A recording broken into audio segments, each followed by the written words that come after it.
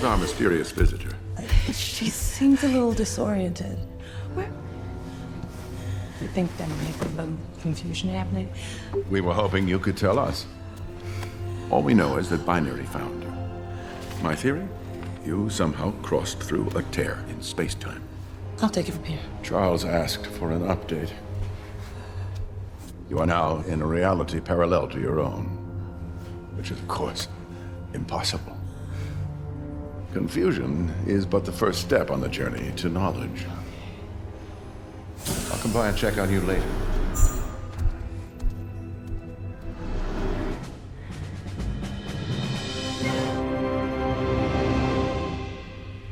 Who are you? Welcome back, everyone. It's Charlie. Marvel released the Marvels movie on digital in a nice, shiny HD version of the X-Men Beast post-credit scene. There's a lot of things that they're setting up with it as they finally start to bring back all the X-Men and do new X-Men movies, particularly in Deadpool 3 in Avengers Secret Wars.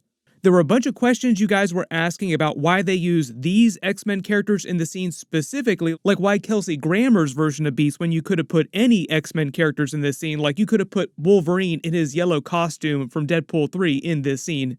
But it's all meant to be the beginning of really big things, so we'll break it all down. If you're brand new to the channel, be sure to subscribe to get all the videos. We're supposed to get that Deadpool 3 trailer at the Super Bowl next week. Like, we don't have to wait that long before we actually get a ton of X-Men coming back. Woo! Wow!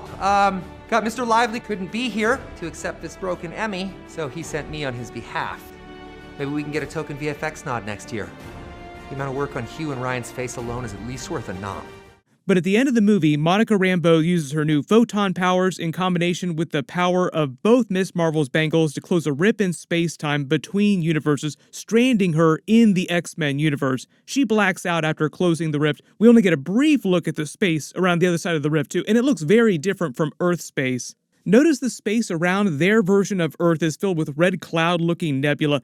This is also the X-Men version of Earth in frame too, because that's where their battle was happening in the MCU universe. Like, Monica gets stuck in the X-Men Earth's orbit.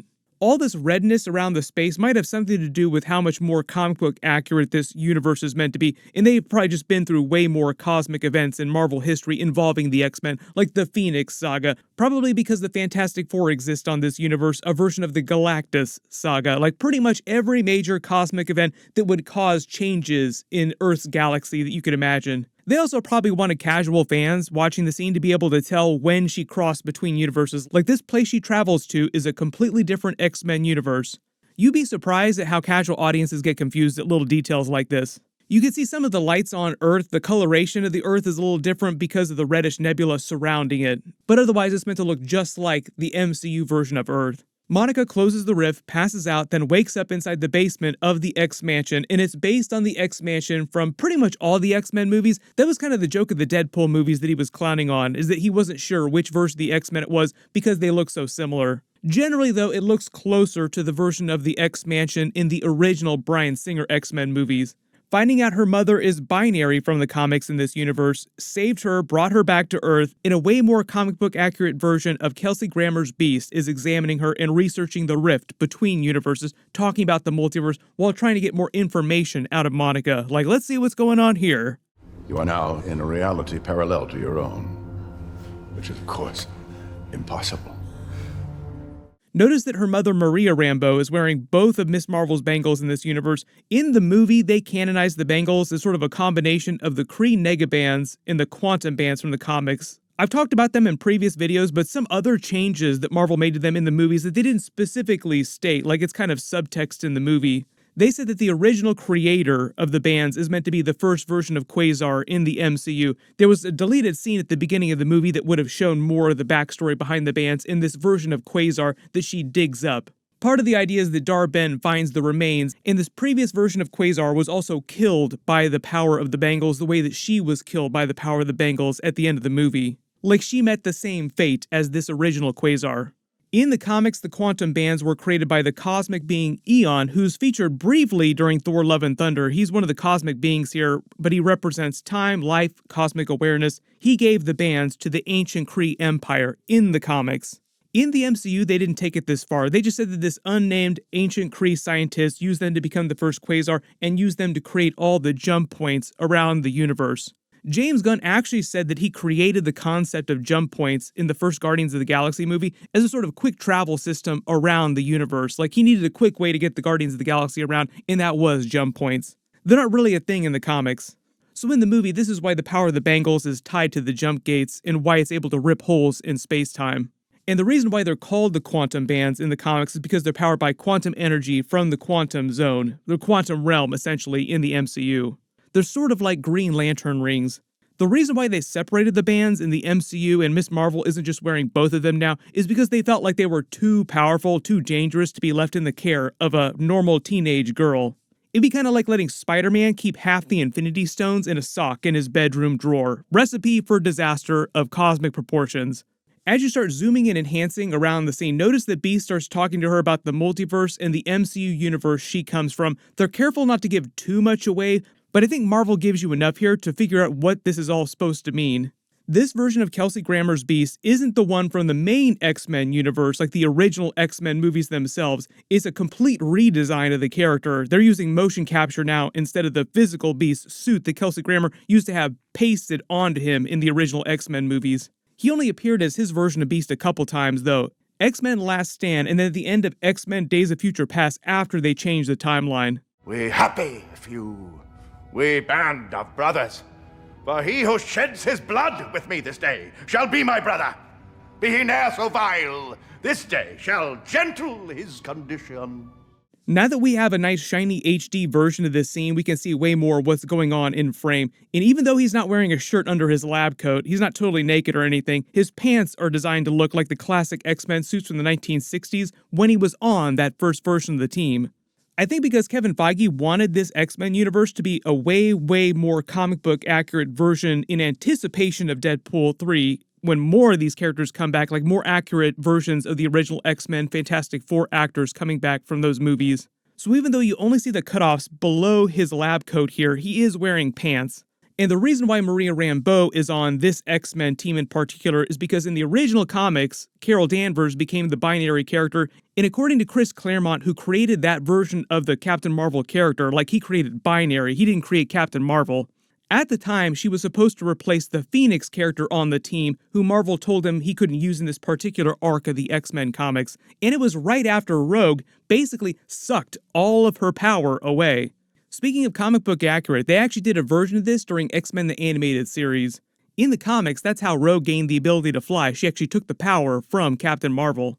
So she became binary, then joined the X-Men team in this particular comic. And in this universe, they're also saying that Maria Rambeau was the one who had the Tesseract accident, got powers instead of Carol Danvers. That's why she still looks young, because her powers slow the aging, kind of like the version that we saw in the 838 universe in Doctor Strange Multiverse of Madness, but it's not that same version.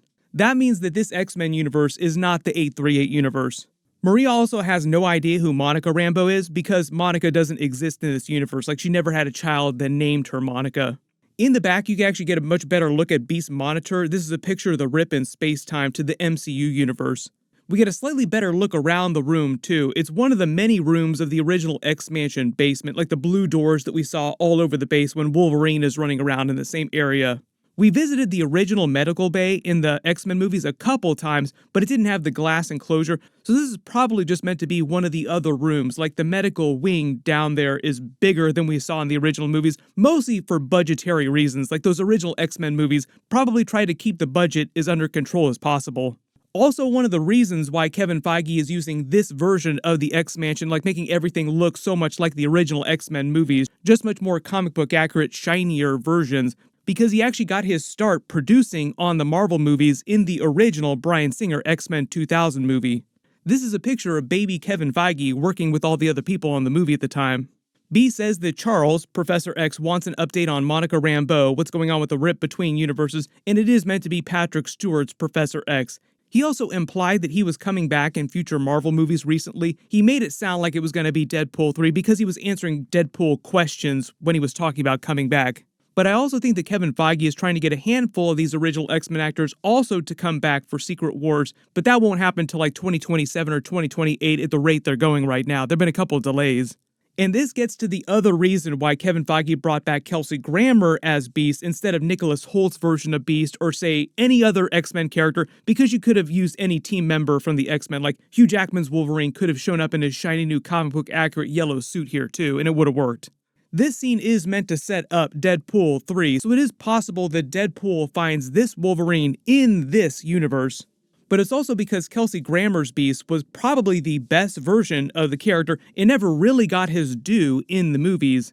He showed up in X-Men The Last Stand, then they rebooted right into First Class. At the time, Kelsey Grammer said that when they were premiering X-Men The Last Stand, he had signed a contract for multiple sequel movies, and at the time, he was confident that he was going to be coming back for a bunch more movies as his Beast. He was really pumped up about it too, like he sounded generally excited about playing the Beast character, like he loved it back in the day, even though it was way more work prosthetically, like it took way more time to turn him into Beast than it does now. And generally, I think Kevin Feige agrees with this too, and that's why he brought him back, is because his depiction of Beast is much more comic book accurate to what he's supposed to feel like, just generally his personality. And because now the technology is so good with motion capture, like it's the same technology that they used to do Mark Ruffalo's version of the Hulk, or even the She-Hulk character. Notice the way that when Beast is talking, like you kind of have to slow the footage down, you can see his cheeks move, like his face muscles move as he's emoting in a more lifelike way than when he was wearing the Beast suit in the original X-Men movies. Physically, he's also way larger, which is more comic book accurate. The other really good comparison here would be X-Men the Animated Series, because we're getting X-Men 97 episodes too. That version of Beast also much more comic book accurate, and this version is meant to look just like that. Like you notice the way his hair looks too is much more comic book accurate. So one of the other major reasons why they brought Beast back of all characters in this scene was so that they could use it to actually test out their new technology before they bring all the X-Men characters back in Deadpool 3 in Secret Wars. For example, it's way easier for them to do Hugh Jackman's more comic book accurate Wolverine because you put him in the yellow suit and you only need to do special effects for like his claws, maybe a little bit for his helmet. Beast is just a much better test of how they can pull this stuff off. Marvel's done stuff like this a lot in the past too. They did the same thing with Mark Ruffalo's Hulk before Avengers Endgame. Like before we go whole hog, like doing a bunch of scenes with him as a smart version of Hulk, we're going to test it out in a scene like this. But even though Deadpool might be finding Hugh Jackman's Wolverine in this particular universe, and these versions of the X-Men will probably come back in Secret Wars eventually, I don't think that Monica Rambeau herself will come back in Deadpool 3. Or if she does, there might be some sort of follow-up in the post-credit scene, because Deadpool 3 is meant to directly set up Avengers Secret Wars. Whatever Avengers 5 winds up being, it might be a little bit different.